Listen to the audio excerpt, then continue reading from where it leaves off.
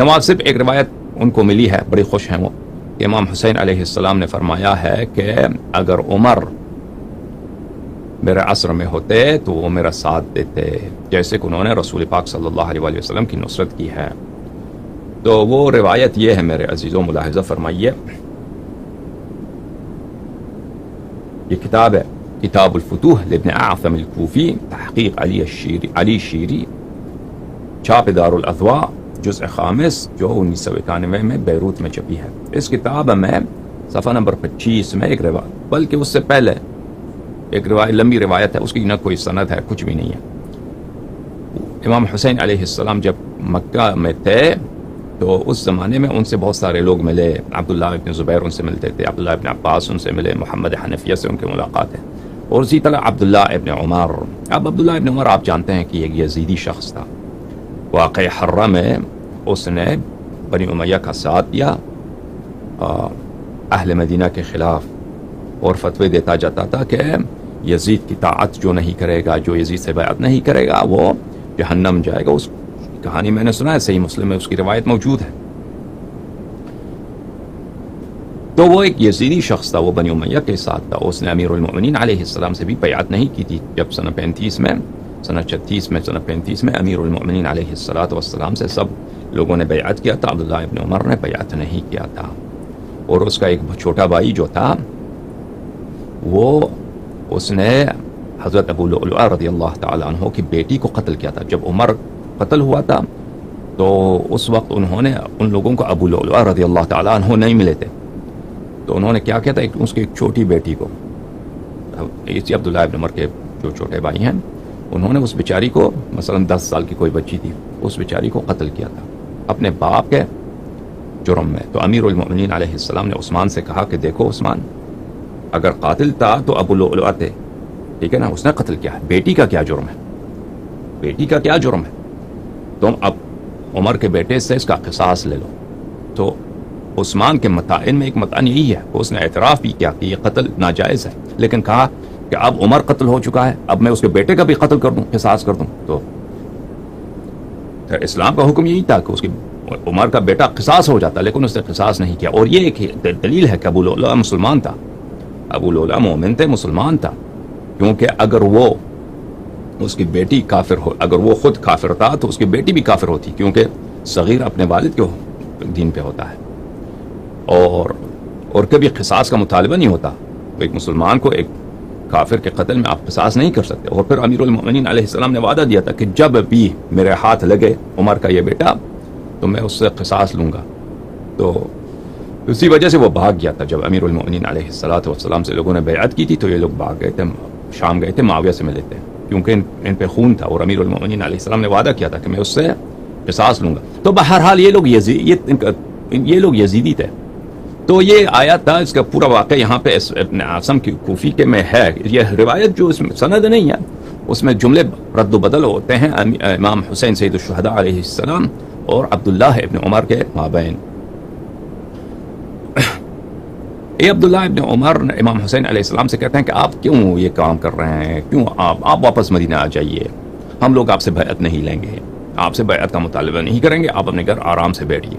تو امام حسین علیہ السلام نے عبداللہ ابن عمر سے کہا کہ میری نصرت واجب ہے، میرا ساتھ دینا واجب ہے، اور فرمایا کہ اگر میں مدینہ واپس بھی جاؤں تو یہ لوگ مجھے قتل کر دیں گے، مجھے چھوڑیں گے نہیں، قتل کر دیں گے۔ یہ روایت یہاں پہ موجود ہے۔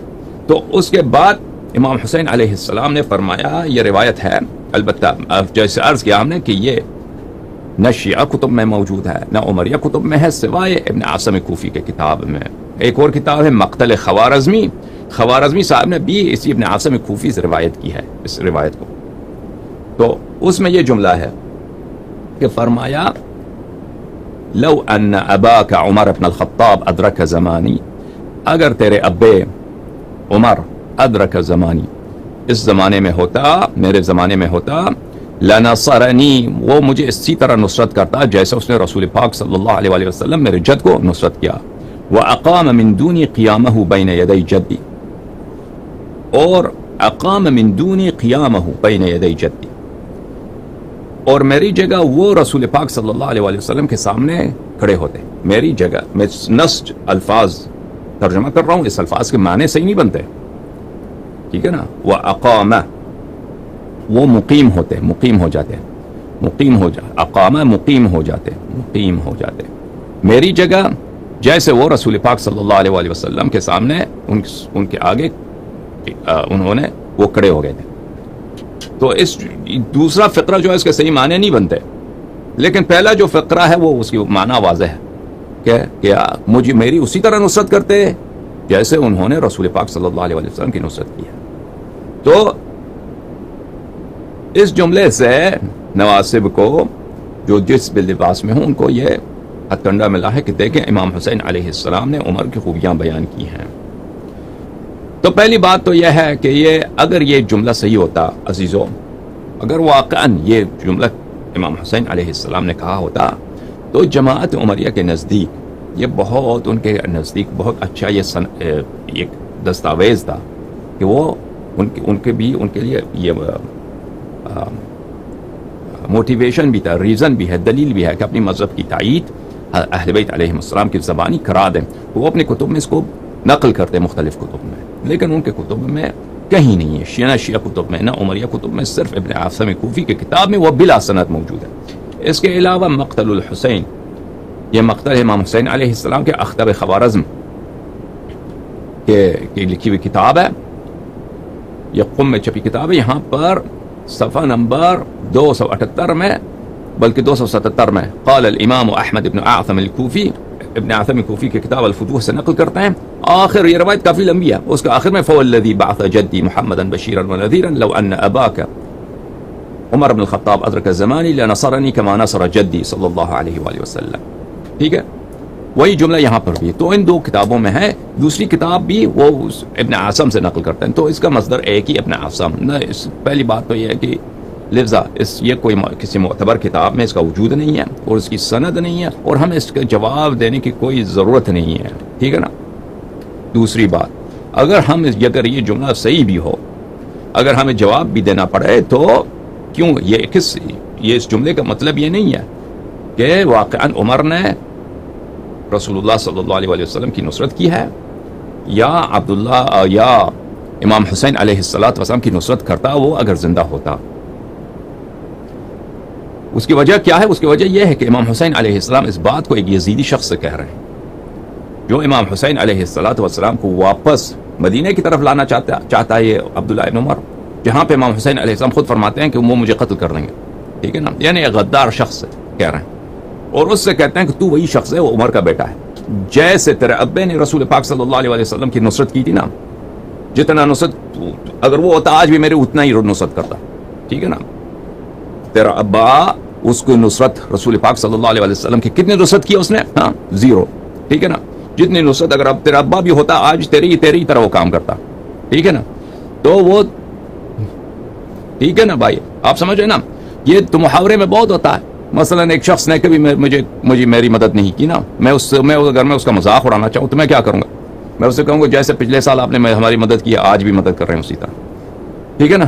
کبھی کسی دوست نے ہمارا ساتھ مثلا نہیں دیا ہے، میں ان سے اگر گھلایا کروں تو کیسے کہوں گا؟ محترمانہ انداز میں، کنایتاً تعریضاً کیسے کہوں گا؟ یہی کہوں گا نا کہ جیسے آپ ہمیشہ ہماری مدد کرتے ہیں، اس سال بھی آپ ہماری مدد کرتے ہیں، تو یعنی آپ نے مدد کی نہیں ہے نا. پتا. اور یہ اسلوب قرآن مجید میں کہ یعنی آپ کسی بات کو اس کی ضد سے کنایتاً ادا کریں، قرآن مجید میں بھی کافی مقامات میں ملتا ہے. میں آپ کو کچھ مثالیں دیتا ہوں قرآن مجید سے. ملاحظہ فرمائیے عزیزوں، یہ سورہ مبارکہ یہ دخان ہے. ذق انک انت العزیز الکریم. فرمایا کہ ملاحظہ فرمائی جہنم میں جو کافر ہیں، گناہگار ہیں، ان کی جو عذاب ہے. ان شجرۃ الزقوم طعام الاثیم. زقوم کا جو درخت ہے وہ گناہگار کا فوڈ ہے، گناہگار کا کھانا ہے جہنم میں. کالمہل یغلی فی البطون. وہ کاپر جو اردو میں کیا بولتے ہیں میں بھول گیا، کاپر جو میلٹ ہو جاتا ہے، ذوب ہو جاتا ہے، وہ